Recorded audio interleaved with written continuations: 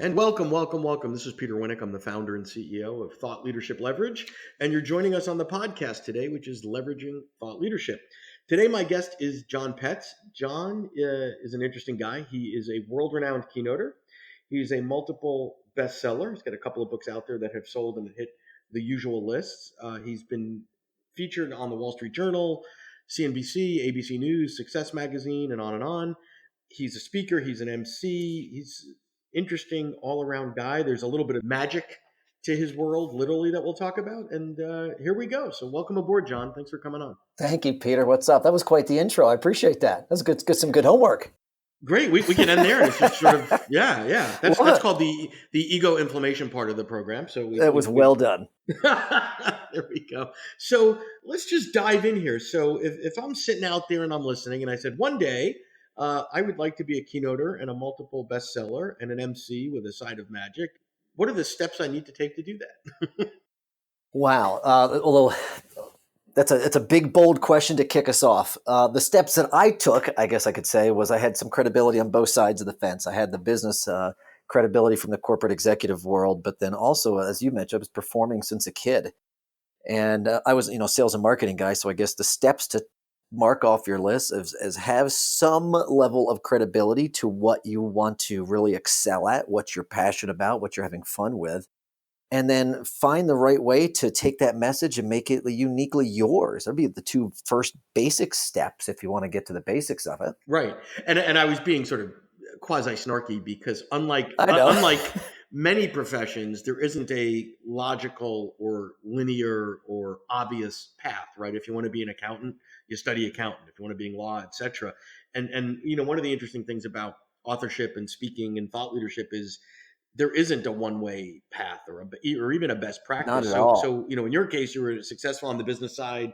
You had stage talent on the magic side, and then you were able to sort of throw that into the blender and create sort of the smoothie that is John. So tell us about sort of the role that magic has played in your world.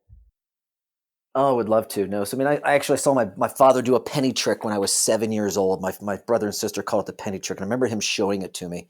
And it was just this moment of pure fascination because the penny that I was just holding miraculously ends up in this little box that's all rubber band together, and inside of a bag, inside of a box, is this penny that I'd marked up. Sure. So that was like that moment. And I talk a lot about moments in our life and in your life. And take that forward. That kind of emotional connection to that fascination played a big part in a lot that I did. Magic, I did through high school, and Johnny birthday party magician, nothing too exciting or big, but continued through it even when I had the real job.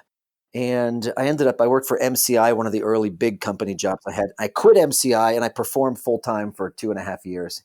And I survived. So let's talk about that because that is a gutsy move. So you're an executive at MCI, right? Yeah. And then you go home and you tell your wife, or maybe you were a man at the time, like, hey, I think I'm going to quit this and be, Johnny the Magician. And give up that steady paycheck and the 401k and the health benefits. Or how did that conversation go? Well, I was single at the time, which is good. important to know. So that was that part of my life. And there was two aspects. This is early.com. Yep. This is early internet, I would say. I was selling T1s to the net back in the early day. So I also had the idea. I started this little online coffee business and I was performing. In reality, performing made the money. That's what paid the bills. If I would have figured out that online coffee business, who knows what I'd be doing today, but hopefully still this in reality. It was a bold decision but it was a passion move. It was an excitement. Well, and I guess and underneath that is and this is where I see the parallels are. So you've got this passion and you're good at it because you can be passionate at something that you stink at. That's not really going to be all that productive. True. And then because you're good at it, right? You can be a magician. But just because you can be a magician and you have the skills and the talents and the wherewithal and the stage presence and all that other stuff doesn't really mean you could be financially successful at it. So how did you go about it from the perspective of, because this is where most people stumble, quite frankly, sales, marketing, business development, getting the gigs, because that is as hard, if not harder for many. It is always about the next gig. It is a salesmanship show. That is a great question. So you're right. Some of the expertise or performance, mindset was there from being a performer and straight stage performer. Take it to am I a speaker here's the business model in the early days. Am I a speaker who was entertaining, or was I an entertainer that had a message? And what I think that I found out for myself soon on that part was I think the better business model for me is to be a speaker who is also entertaining. And I took some of the, sales and marketing inspiration, sales training I was doing, kind of combined it with the entertainment side. But how do you get the next gig? It's all your product is on stage, and always booking 2 gigs from a gig, if you want to call it a gig. Forgive me if that offends someone, but a presentation or meeting that person in the audience is what I found as the number one most successful thing for my business to continue to excel, grow it, and develop it. Two key points I want to touch on that you made there that you made Yeah, them fairly quickly that I think are important. First off, you didn't go at it just being Johnny Magician doing bar mitzvahs and whatever. You said, wait a minute, I could bring something special to this by being the keynoter that uses a little bit of the magician's flair to differentiate my product, my gig, my speech, and that might be interesting enough. And so there's a differentiation there, right? Because at the end of the day, a lot of the content that you talk about, there's others that talk about it, some as good, some better, some worse. sure. So your differentiation from a brand perspective was, a sprinkling of magic on top of all the other stuff. Is that a fair recap? It's a sprinkling of magic, but it's also used as the metaphor of how we learn and how we perform. Because if you would go to a magic shop and buy a trick, there is a description. Here's the Yes, effect. yes. We have a lady that floats in the air. That's the effect. Yep. Okay, I want to accomplish that. I want to be the CEO. I want to be the Olympic athlete. But what we don't have is the method. Yep. And magic is all about the method and simple ideas that have incredible effects that most people haven't thought of or are misdirected and don't see. So when I talk about magic and use it as a story element, it's all about the method in which we can achieve a desired effect. So it's a beautiful illustrator as well as that fascination point. Got it. So number one, you differentiate the product by integrating the magic, and then number two, your answer to the question of how do you generate gigs? How do you generate business? Right? And a lot of that came from, you said, give a good performance, and each one that I do should generate two. Interesting, right? That makes a lot of sense because ultimately you are the product, and the best way to get someone to understand it conceptually is to experience it firsthand.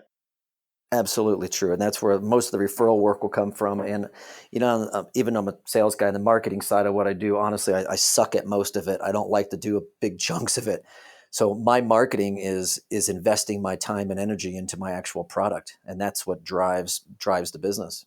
So let's push on that a little bit Yeah. because a lot of folks listening are speakers and aspire to speak more or sort of on the cusp of making the dive into the space or the jump, I should say, the leap, right? Dive sounds bad. So one of the things, and I've seen lots of things, is that, okay, so you do a great job, and every time you're out there, your objective is to achieve more engagements. Now, sometimes that's just not possible based on the audience, right? You could do a great job and there's just no buyers in the audience and it's not a reflection on your performance or whatever the case may be. Correct. However, I think, and this is where the opportunity lies, there are other times where if you asked in advance the host, the sponsor of the event that you're at, hey, do you mind if I invite 3 folks to come and check it out, right? I'm going to be in St. Louis, and there were 3 other people I've talked to in the last 3 years in St. Louis from non-competing companies. Would it be okay if I invited them to come and sit in on this? Assuming there's some assumptions you have to make there. There's not proprietary stuff being spoken at the event and all that sort of stuff. But Right.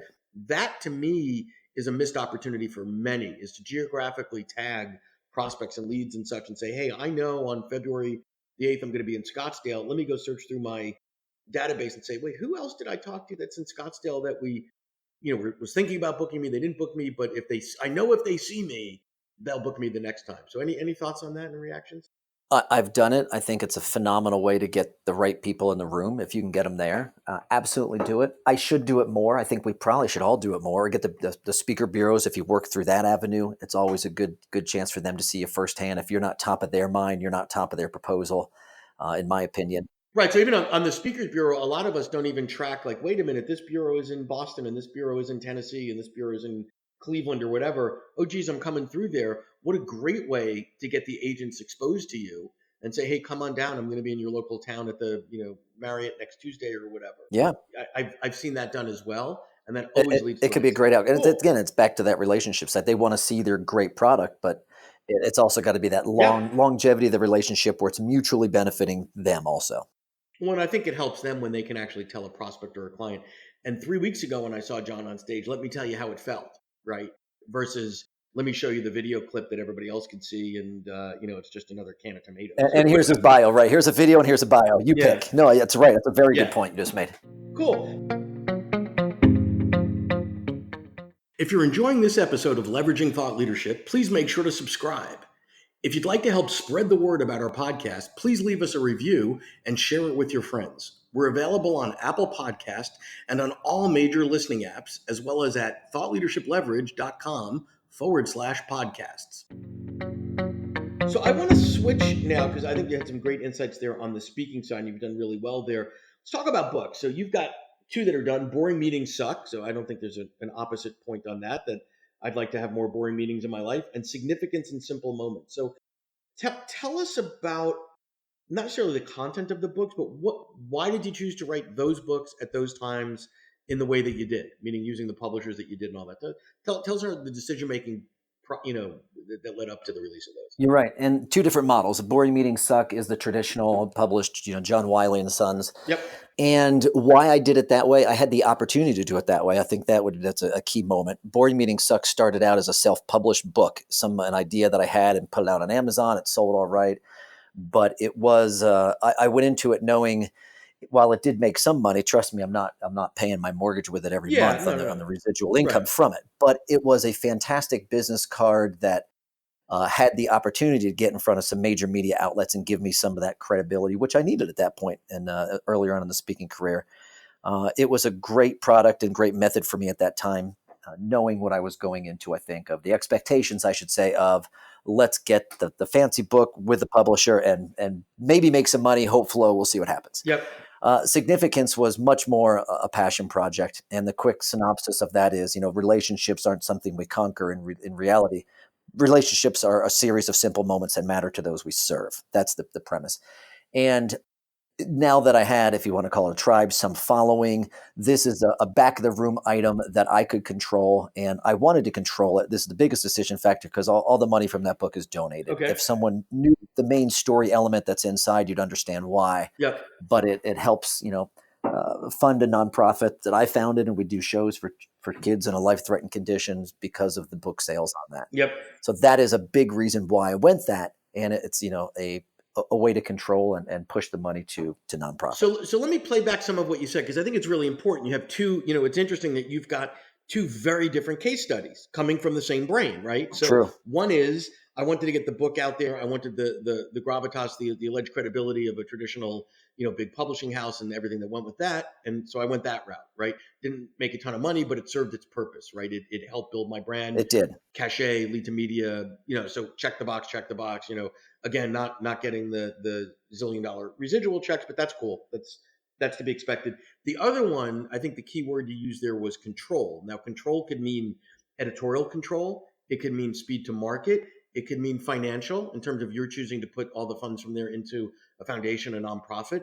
And therefore, when you're going with the big house, you are giving up a lot of control. And sometimes that's okay. I mean, you're giving up control to a degree editorially, things like the cover, things like timing, things like, will it be a spring release or a fall release? You're giving some of that up. So I think it's interesting to say, well, when am I willing to deal with the constraints that each of those have to serve my objectives? Such a great observation on your point. You're right. And I needed complete control of that third one, the Significance book. I needed that to happen. So very big decision factor. It wasn't right for a publisher to take and make a big profit from that element. Sure. Yeah. And I would imagine if you were to do another book, it's not like you would immediately go, oh, I'm going to self-publish or go traditional. You would go through some strategic thinking and go, wait a minute, what are the goals of this book? Is it another passion book, or is it a brand builder and a lead generation piece? Is it more, to accelerate my stage work or to serve some other purpose, or, and then make the right decision? Because I think sometimes people forget that choosing the publishing model needs to align with the strategy that you're trying to achieve. There's not a one size fits all. You're right. And I will do both again. Absolutely. Cool. So we've got speaking, we've got the books. What are the other things that you're doing, right? So how else, and let me ask you this question sort of in a different way. How else can I give you money, right? I can buy you a book, I can hire you to speak or MC. If I am the perfect client for you, how else can I throw money your way? No, it's an interesting question. You mentioned MC. The MC business is one I never realized was a business so many years ago, and it's a big myth business as well. I think a myth of an MC or a master ceremony is they're going to introduce people on stage. I approach it much differently. My forte would be doing the opening. Probably 70% of my work is still opening, closing, keynote, and about 30% I would say is MC now. But it's that opening keynote and then staying on as that personality that, I call it event equity, building event equity so they have continuity of message, theme, and brand throughout those next 2.5 days or 3 days or, whatever of that conference. So wait, I want to make sure I Yeah. understood a point you said, that you would, at the same event, you might be the opening keynote and then the MC that stays with the event for Yeah, a day or and two, stays whatever on. the duration Exactly. is. Okay. And that's most of the, let's talk about that. So what percentage of the work that you're doing now are you the keynote and the MC? Both, probably 20, I would say. Okay. So to me, that sounds like, for many speakers, not all, because it's not the skill set that they all have or what they all want to do, that could be an interesting way to differentiate yourself as a speaker, to say, listen, here's my keynote, my theme is X, right? And by the way, I could also be an MC. And let me tell you what the benefit to you is. We can go back to some of the themes that we introduced on 9 o'clock Tuesday morning. I can add a little story. It's sort of little doses of the keynote going throughout and helping them amplify the themes and objectives that they wanted from their meeting. Is that a fair? That is fair. It's like telling the chapter of the story each day. It is the continuity of their theme, story, objectives, engagement of that conference. And how do you price that relative to? So a speech is fairly simple. Here's my fee, and I do my hour, and then we all go home. How do you price emceeing or bundling it? You don't have to give exact numbers, but maybe percentages or whatever you're comfortable with. It is how would one even price that? That is a magical question. There's a lot of variables. It depends if we're doing it is exponentially more work. I mean, literally probably 500% more work than a keynote that going into an MC job. So I will price it accordingly for some of those events. Okay. There's a lot of people out there who will just say, "Oh, I'll just do an extra $1,000 for the day to MC it." But I mean, that's and I shouldn't say whatever that number would be. Yeah. I invest myself as a creative producer into that, so I'm a good value, but I certainly charge for my time and at a similar rate as the keynote. Got it. If that makes any sense. It is a tremendous amount of time. Yeah. It's not a show. I'd say the opposite would be show up and throw up. I'm going to show up, make a couple of jokes. I'm going to introduce your people, and then we're going to go about. I mean, I truly take that role as a creative production role. Well, I think that's the key differentiator, because you could hire Siri could say, let's introduce John, right? Oh yeah, or you get the comedian from the comedy club who's in town and you pay him $300 and that's fine. Yeah. Yeah, right. Really interesting. Okay, so as we're starting to wrap up here, John, any other words of wisdom, advice, things to do, things not to do? Because you've had just a really fascinating career and success, and I think there's lots that we can learn, either on the good or the bad. Like either, hey, never do that. This sounded like a good idea to me, but it was really dumb. Or here's a surprise of some things I do. What I did wrong. I got rid of my mailing list. I don't have an email list anymore. I think I made a mistake on that. I don't do the e-zine or any of that stuff. I don't collect emails. I did at one point and that went away. I wish I would have continued doing that. I also would say I wish I would have continued or got a coach a little bit earlier on. I just kind of grew up and was doing my own thing, and I still like to do my own thing. I do it a lot differently. But you hear oftentimes, you should do this, you should do this, you should do, people telling you at different events you may go to it. I like doing what I do. I don't really want to do webinars. I don't want an online learning. Okay. I love being on stage and doing what I do. So I would tell people, do what you truly enjoy and just get so good at it that you get referable and you get people coming back and back and back and telling you about other events. No, that's great stuff. And I just want to clarify on the mailing list piece, you said you don't do it anymore. So it sounds to me like you're aware that it's probably something you should do, but you've sort of dropped the ball on. Is that right? I did drop the ball. I mean, if you signed back in the day, the boring meetings suck. You could sign up for the videos and all this stuff. And I think they got 8 of them and they never got something from me ever again.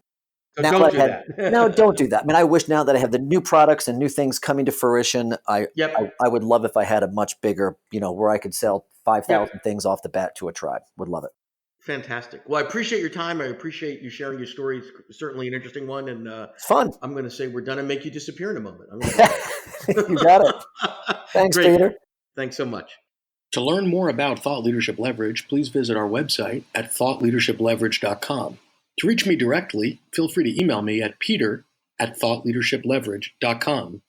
And please subscribe to Leveraging Thought Leadership on iTunes or your favorite podcast app to get your weekly episode automatically.